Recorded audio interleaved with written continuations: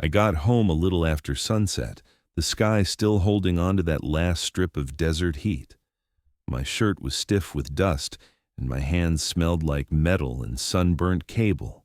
Long day on the lines, longer drive back. I kept telling myself tomorrow would be easier, even though it never is. When I stepped inside, the house felt still, quiet in a way that didn't match the hour. Owen was in the living room, sitting cross-legged on the rug, lining up the little stones we'd picked up behind the house. He stacked them slow, careful, like each one needed permission before it touched the next. "Hey, bud," I said. He didn't look up, just kept building his little towers. I walked past him to the kitchen to grab some water, and that's when something tugged at me. Some tiny wrongness that didn't hit me all at once. I turned back toward him, and I noticed his shadow. It stretched across the rug, long and sharp, but tilted. Not toward the lamp, not toward me, just off. A few degrees to the left, like the light was bending wrong. I blinked a few times, thinking maybe my eyes were still full of dust from the job site. I stepped closer. The overhead light stayed steady, nothing flickering, nothing moving, but the shadow didn't line up. Before I could say anything, Owen murmured, "You're not standing in the right place."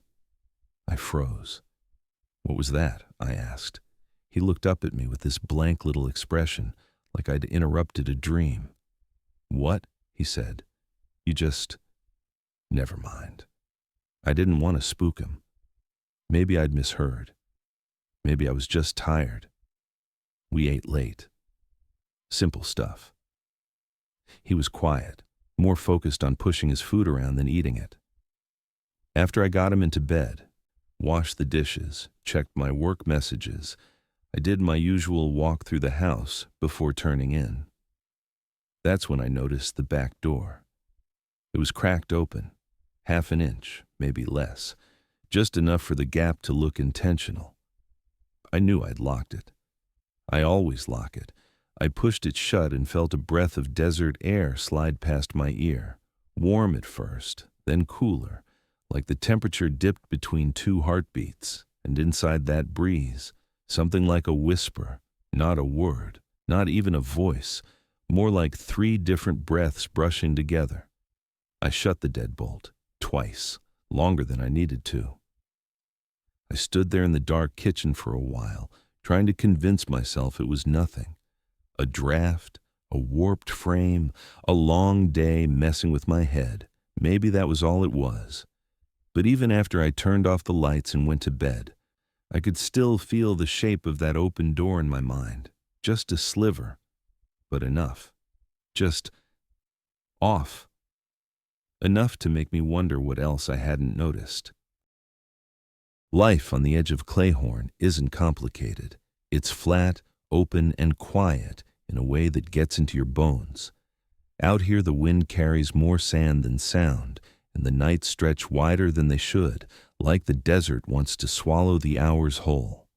Most people I know moved away years ago. Some said they needed more noise. Some said the land felt too empty. For me, the emptiness was the point.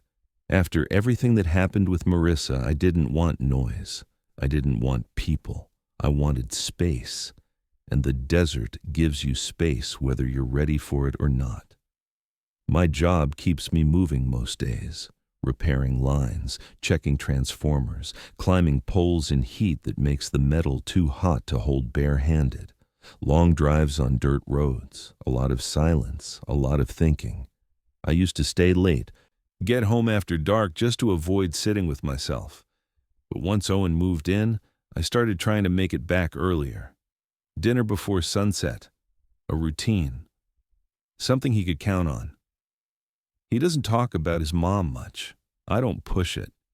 There's a weight that sits in the air between us, but neither of us ever picks it up. It's just there. Like a coat you never take off, but also never acknowledge. At night, he struggles. Not nightmares exactly, more like his body forgets how to rest. He'll wake up around 3, always 3, breathing fast, staring at the ceiling like he's listening for something. I'd walk in and he'd blink up at me, confused, like he didn't know how he got there. I'd sit with him until he settled, then go back to my room and lie awake longer than I should. A few weeks after he moved in, I walked past his doorway and saw him sitting upright on the edge of his bed, head tilted slightly to the left. Not in a sleepy way. Not like he was stretching. It looked intentional, like he was matching someone else's posture, like he was listening. "Owen?" I kept my voice low, trying not to spook him. He straightened up quick. "Yeah?" he said, too casual. "What were you listening to?" He blinked at me, then gave this tiny shrug. "Nothing." But he didn't look like he believed himself. The next morning, over cereal, he spoke without looking up. "I hear them outside." My stomach tightened. Not fear, just that instinctive jolt when a kid says something too strange too early in the day. "Who's outside?" I asked.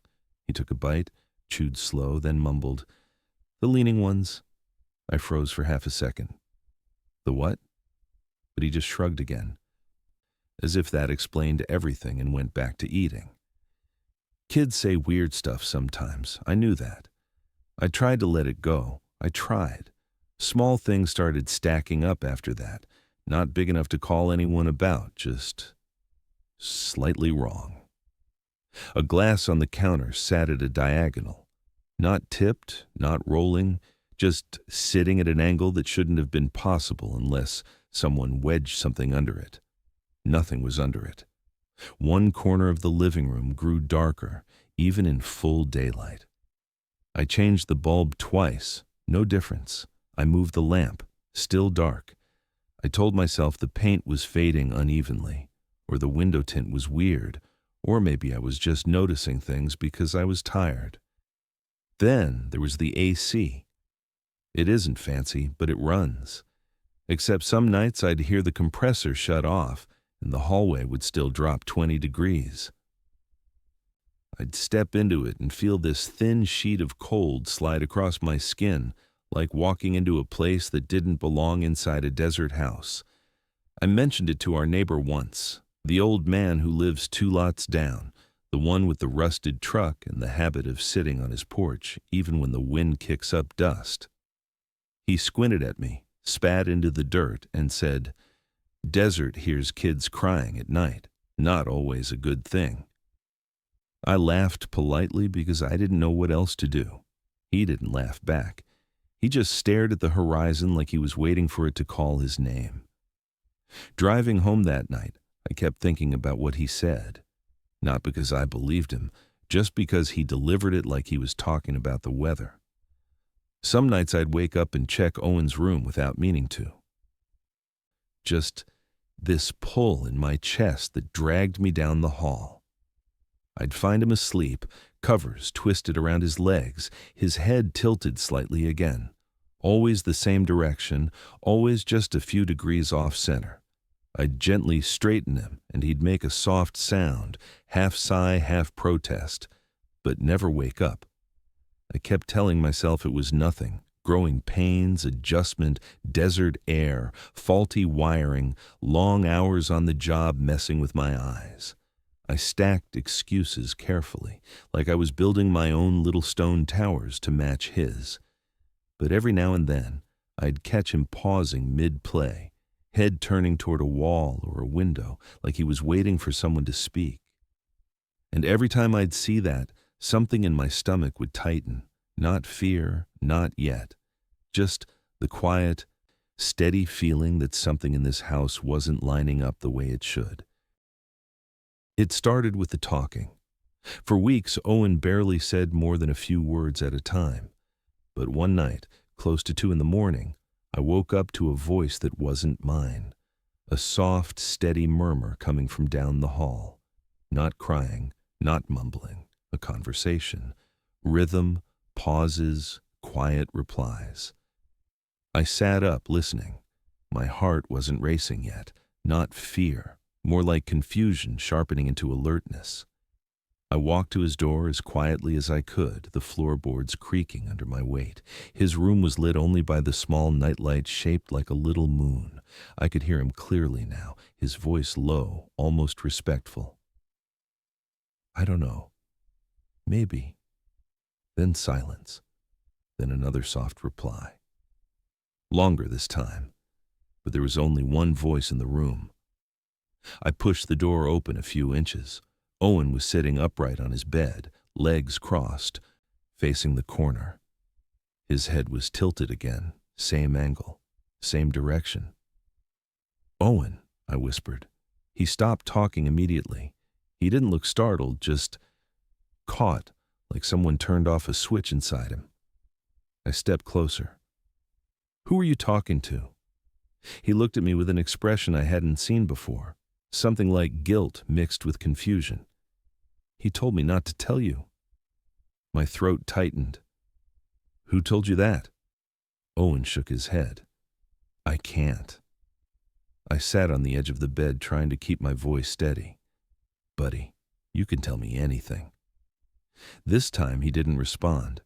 His eyes drifted back to the corner, just for a second, but enough to send a cold line of air down my spine. I told myself, kids talk to imaginary friends. This was normal, common, harmless, but the room felt wrong, too cold, too still. Like the air was holding its breath. I tucked him under the blankets, waited until he lay down, then quietly left. But I didn't go back to sleep. I sat in the hallway for almost an hour, listening. Nothing. Not a sound. Still, when I finally crawled back into bed, the feeling wouldn't leave me. Like I'd just walked past a conversation I wasn't meant to hear. The temperature shifts got worse after that. Not the house, not the vents, just Owen. If he stood alone in the kitchen, the air around him cooled enough for the hairs on my arms to rise. If he walked down the hallway by himself, the floorboards felt colder underfoot. Not every time, not predictable, but often enough that I started paying attention.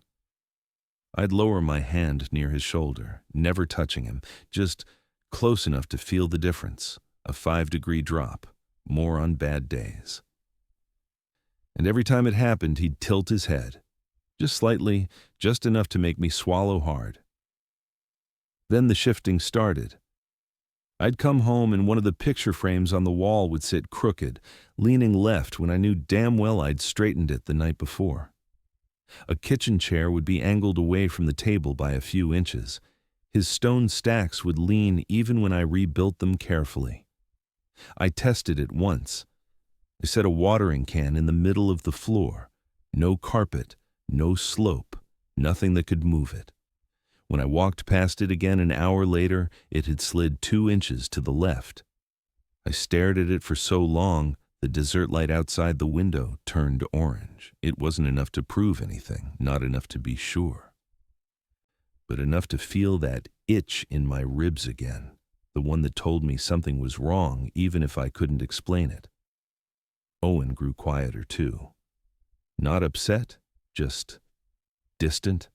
When I asked how his day was, he'd shrug and say, "Fine," but without really meaning it. When I sat beside him on the couch, he'd lean slightly away, not in a rude way, just naturally drifting toward some invisible point, a point I couldn't see. "Can you look at me for a sec?" I asked once. He lifted his chin, but his eyes didn't focus on mine. They were looking through me, past me, like someone else had his attention. And then one night, I saw the shadow again. He was standing in the living room, looking out the back window, his arms hanging loosely at his sides. The overhead light threw his shadow long across the floor, except it didn't line up with his body. Not even close. Owen stood straight, but his shadow leaned left, tilted like it was listening. I blinked, rubbed my eyes, looked again. Same thing. "Owen," I said quietly. He didn't turn around. He just said, "I'm listening." "To who?" But he didn't answer. After that, the whispers started. Not every night, not even clearly, but enough that I knew I wasn't imagining them, behind the curtains, near the back door, under his bed, once, so faint I wasn't sure if it was real or just the wind under the siding. But it wasn't wind. It had timing, rhythm, layers. 3 voices breathing together, almost speaking, almost forming words. One night, around 1 a.m., I heard footsteps in the hallway. Slow, heavy steps. My heart kicked into my throat. I grabbed the flashlight from my nightstand and swung the door open. Nothing. The deputy who came out later checked the windows, the locks, the perimeter. He shrugged, saying maybe it was the house settling. The house doesn't have footsteps. But I didn't argue. I just signed the report and watched his cruiser disappear down the road. The hallway stayed cold long after he left. The breaking point happened a few nights later. Owen had been quiet all day, barely eating, barely talking. I sat next to him on the couch, trying to think of something to say that didn't feel forced. He finally looked up at me. "He wants me to go outside," he whispered. My chest tightened. "Who does?" He swallowed, eyes flicking toward the dark part of the hallway. "So I can see Mom." It felt like someone reached inside me and squeezed my lungs shut. I grabbed his hands. They were cold. Too cold. "Owen, listen to me. You don't go outside without me, ever, okay?" He looked away, almost ashamed. He said she's waiting. I didn't know what scared me more, that he believed it, or that a part of him wanted to. I held him until he fell asleep. And once he did, I sat in the dark living room, staring at the windows, feeling like something on the other side was staring back. I didn't sleep. I didn't even try. By sunrise, I knew I needed help. Real help. Not deputies, not neighbors with bad porch advice. Something was happening in this house, and it had its hands deep in Owen's world. I remembered a card someone gave me months ago on a job site. Riley's team, some kind of investigative group that worked with unusual disturbances. I'd laughed it off at the time. Now I wasn't laughing.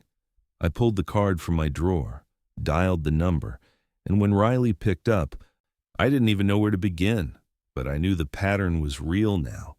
And whatever had its attention on Owen, it wasn't pretending anymore. Riley, Bo, and Kira showed up just after sunset. Their van rolled slowly down the dirt road, headlights cutting through the fading red sky. The moment they stepped out, I felt this strange relief, like maybe someone finally believed me, even if I wasn't sure I believed myself. Riley was in front, calm eyes, steady breathing. She walked like someone who'd stepped into a lot of dark places and learned not to flinch. Bo carried a metal case full of equipment. Kira had a thermal camera hanging from her neck. They didn't say much when they came in. Riley walked 2 steps into the living room and stopped dead. She tilted her head slightly, scanning the ceiling, the walls, the floor. "What?" I asked. She pointed at the corner near the hallway. "Light shouldn't break like that." I squinted. The overhead lamp looked normal. But the corner wasn't catching the light the way it should, like the brightness hit an invisible edge and spilled wrong, bending away instead of forward. "What does that mean?" I asked, quieter now. "It means you were right to call," Riley said. Bo flicked on a handheld recorder and a small EMF meter. A faint static hiss filled the room, not loud, just enough to lift the hairs on my arms. "There," Bo said. "Do you hear it?" I didn't at first, just static. Then it dipped, layered, deep, almost like breathing, 3 tones overlapping. My stomach nodded. "Yeah," I whispered. Kira lifted her camera and scanned Owen, who'd been sitting quietly on the couch this whole time. When the thermal image passed over him, she inhaled sharply. "He's colder than the room," she said. "A lot colder." I stepped toward him. "Buddy, you okay?" No response. His head tilted left, slow, deliberate, like gravity had chosen a new direction. "Owen," I said louder. Nothing. His eyes didn't even blink. Riley knelt in front of him. "He's listening," she murmured. "We need to break the alignment." I didn't know what that meant, but I knew the way she said it scared me. "What do we do?" I asked. "Realign the room, recenter the space. If this thing is using imbalance, we counter it by grounding."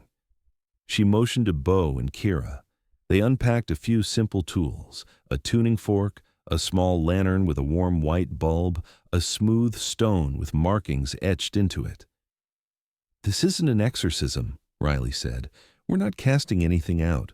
We're forcing the space back to neutral so it loses its grip." "Will that help him?" I asked. "It should." She hesitated. "But stay close. He's the anchor point." I moved to Owen and placed a hand on his shoulder. His skin felt cold enough to sting. Riley struck the tuning fork. The sound vibrated through the floor, steady, pure, cutting through the static in the air. She held the lantern in her other hand and slowly walked the perimeter of the room, breathing in long, controlled waves. At first, nothing happened. Then everything happened at once. The lamp overhead flickered. The picture frames on the wall all shifted a few centimeters to the left. The air thickened, so heavy I felt it press against my chest. Something moved in the hallway, not a full shape, not even a shadow, more like a bend in the air, as if the space itself leaned. My eyes followed it before I even realized I was moving. "Don't look at it," Riley snapped. "Hold on to Owen." I grabbed him tighter. The floor under my feet felt like it was tilting, not enough to throw me, just enough to make my balance slip. My knees wobbled. The static noise deepened. 3 layers, then 4. Then something like a voice beneath it, forming syllables that didn't belong in any throat. The air pulled sideways, literally pulled, like someone angled the whole room by a few degrees. A book slid across the coffee table. The curtain shifted even though the windows were closed. The lantern light bent, stretching toward the hallway. "Owen," I whispered, "stay with me, buddy. Stay with me." His head dipped further left. His whole body leaned as if some invisible force was drawing him across the couch. I wrapped my arms around him as the pull grew stronger. The room was slanting. The floor wasn't straight anymore. I stumbled, almost dropping him. "Keep him centered," Riley yelled.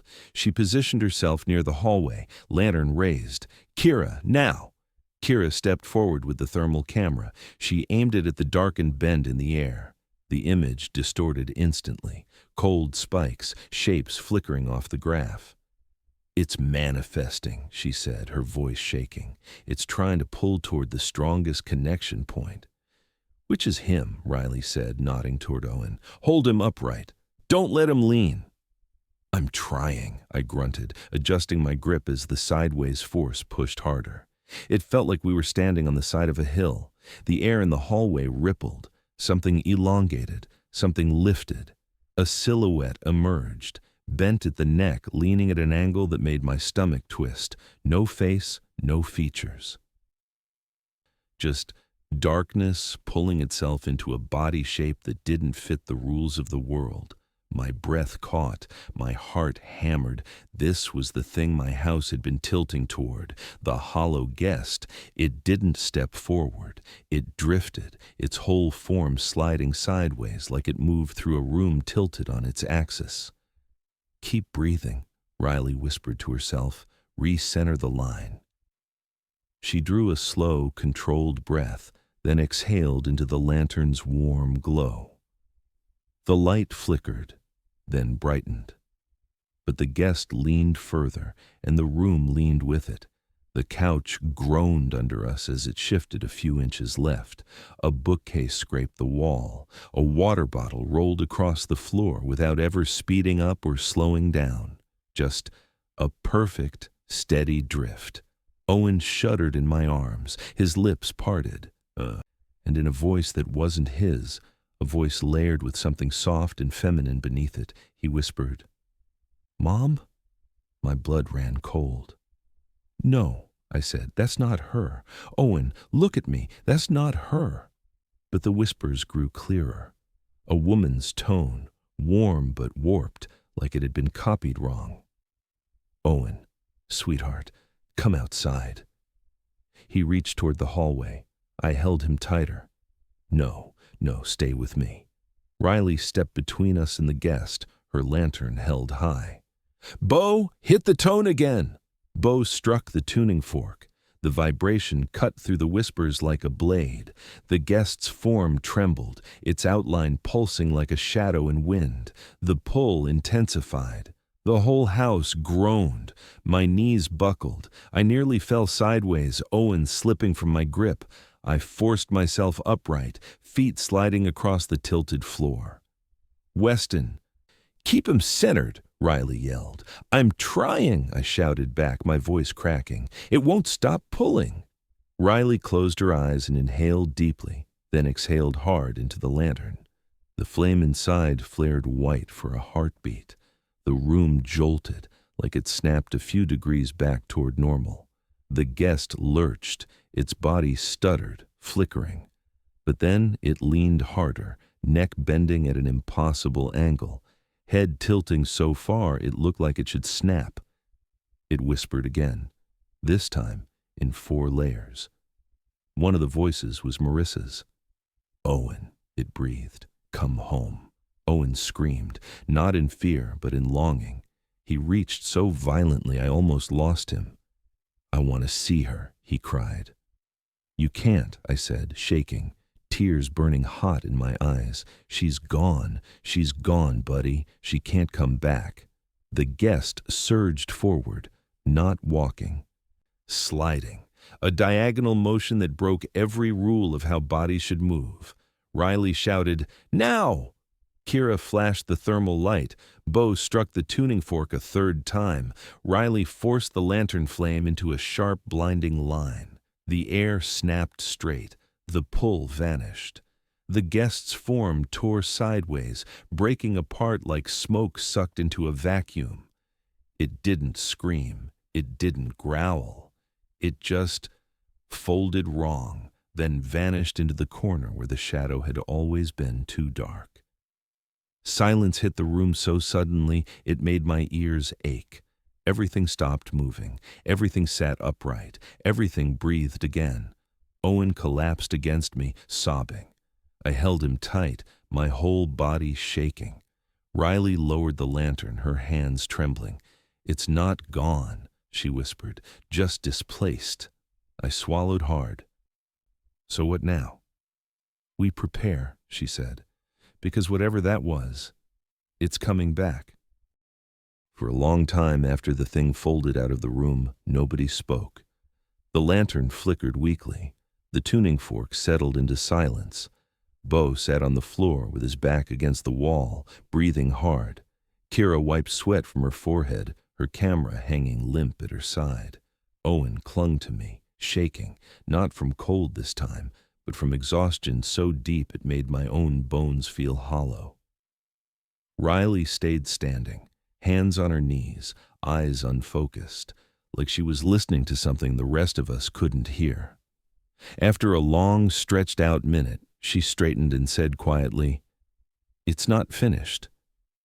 I swallowed. Then what the hell was that? What did we just see? She looked at me, not frightened, not calm, just resigned. "You saw the guest," she said, "not the whole of it. Just the part that leaks through when the space allows." "The space allows?" I repeated, confused and angry. "Yes." She paced slowly around the living room, lantern held low. "Some things don't live in a place. They live in an angle, in a mistake, in a weakness. Think of this house like a picture hung wrong, tilted just enough for something to slide through." "That makes no sense," I muttered. "It doesn't have to," she said. "It just has to be true." I sat on the couch, pulling Owen onto my lap. He curled against me with a tired, sniffling sound. I brushed his hair back from his forehead. His skin felt warmer now, human again. Riley moved toward the hallway, the place where the guest had stretched itself into a shape, and pointed at the corner near the floor. "You see that?" she asked. I looked. It was just a normal corner now. Two walls meeting at a right angle. Nothing strange. "No," I said. "What am I supposed to see?" She exhaled. "Most people can't, but some corners hold memory, and that one. It wasn't always dark, was it?" I frowned. I don't know. Maybe. When we moved in, the lighting always looked a little off. "Not off," she corrected. "Unaligned. A stray seam in the room, a place where the light fell wrong before you ever noticed anything strange." The words sat in my stomach like stones. "So it didn't follow us here," I said slowly. "It was already in the house." "Yes," Riley said, "but not awake." She turned toward me, her expression softening just a little. "It woke up because something entered this house that made the imbalance deeper. Something cracked open." I felt Owen stiffen slightly in my arms. "You're talking about him," I said quietly. "I'm talking about grief," she murmured, "his and yours." The room felt smaller then, heavy. Not from fear, just from the way truth can sit on you like weight. "Listen," Riley continued, sitting across from us. "The guest isn't a demon, not in the way people think. It doesn't want souls. It doesn't want bodies. It wants alignment, a place where the rules bend just enough for it to rest." "Rest?" I asked. It didn't look like it wanted to rest. "It never does when interrupted," she said.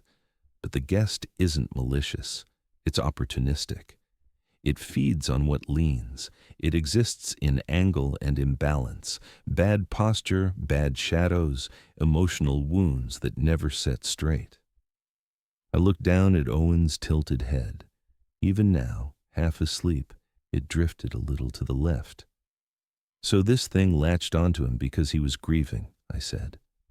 "Because both of you were," Riley corrected gently. "Two people carrying different weights of the same loss. Two unsteady lines trying to hold up a house." I closed my eyes. The truth stung more than fear ever could. "So what's the rule?" I asked.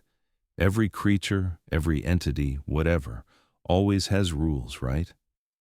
Riley nodded slowly. "Yes, and this one's rule is brutal in its simplicity." She leaned forward until her voice dropped to a whisper. "It grows strongest when someone stands alone and admits their grief out loud." I felt something cold move across my spine. "That's why it targeted him first," I said. "He's alone when he wakes up at night. He cries. He whispers for his mom." "Yes," Riley said, "and it hears him. The desert hears things that shouldn't be heard. That's why the temperature dropped around him, why shadows bent. Why his voice didn't always sound like his. The guest wanted him upright, tilted, listening, anchoring." My stomach twisted. "Anchoring for what?" "For staying," Riley whispered. "For crossing fully. It wasn't trying to take Owen away. It was trying to make Owen its tether. His grief was the hook. Your guilt was the line." I held Owen tighter, anger rising in my throat. "So if I lose it, if I break down, what happens?" Riley didn't answer immediately. She looked at the ceiling, at the floor, at the walls, as if checking their angles.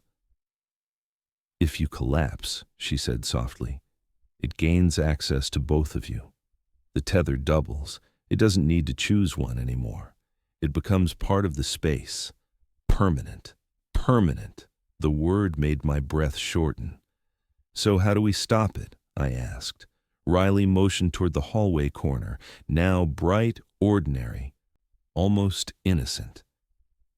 "We push it back to where it woke up," she said, "into the deadlight corner, the first misalignment, and then we collapse the tether by holding the living lines straight."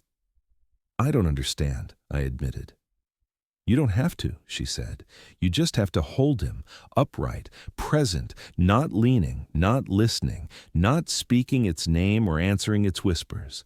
As long as he stays centered, it weakens. As long as you stay centered, it can't use you to amplify itself. And if we fail? She met my eyes without blinking.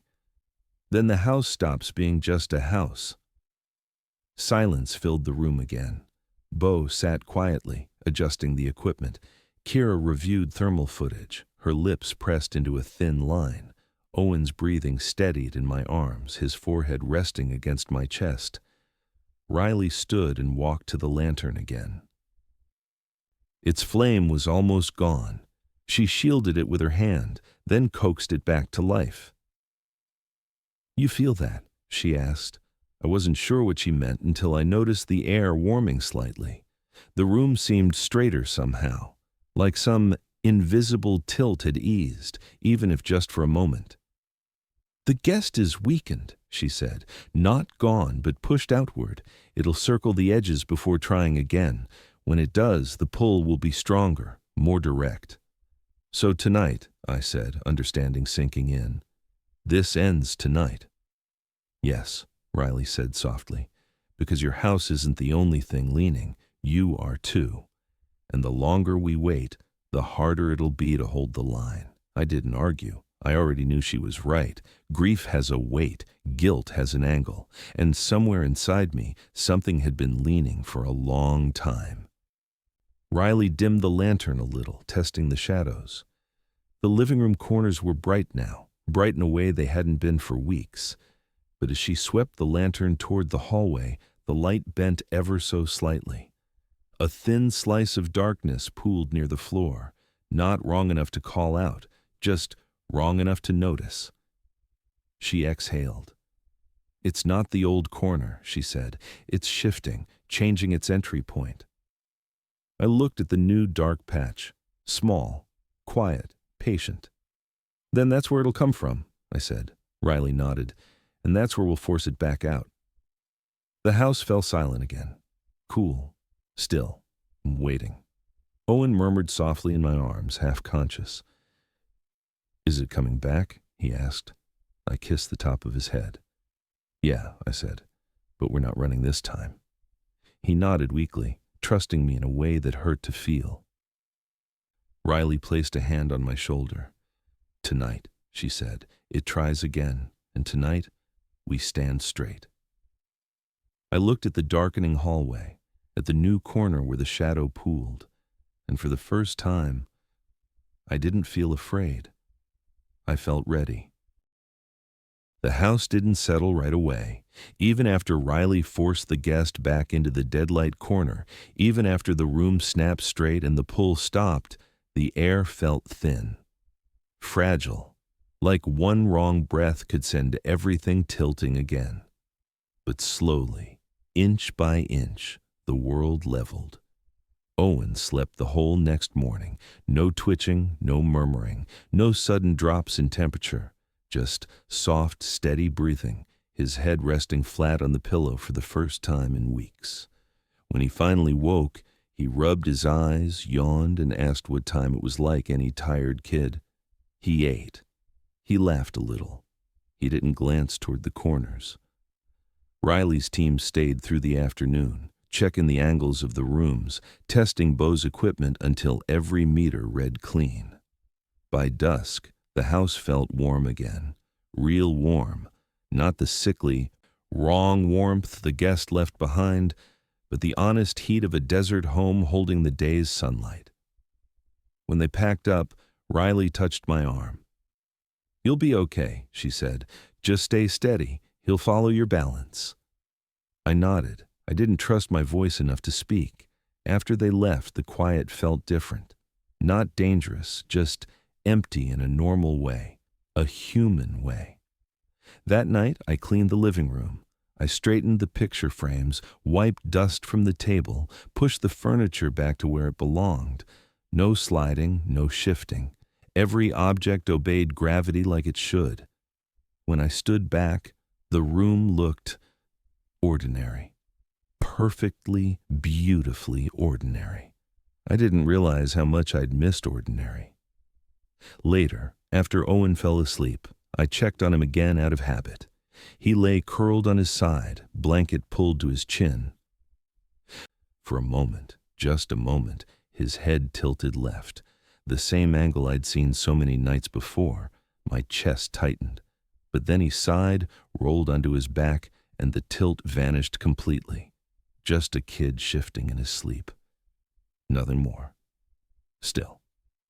I checked the thermometer on the wall. 74 degrees. Normal. Completely normal. But my skin prickled with the faintest cold. I stepped into the hallway. The lights were dim, warm, steady. Nothing flickered. The angles held, except one corner near the back door was just a little darker than it should have been. Not enough to scare me. Not enough to mean anything. Just a faint smudge of shadow that didn't match the rest of the hallway. I stood there for a long time, watching it. Nothing moved. No whisper threaded through the air. No pull. No tilt. Just a reminder. A quiet, patient one. I walked back to Owen's room, stood in the doorway, and watched him breathe. Maybe we really had pushed it far enough away. Maybe the house was ours again. But out here, in the desert, anything that disappears into the dark can stand crooked right behind you.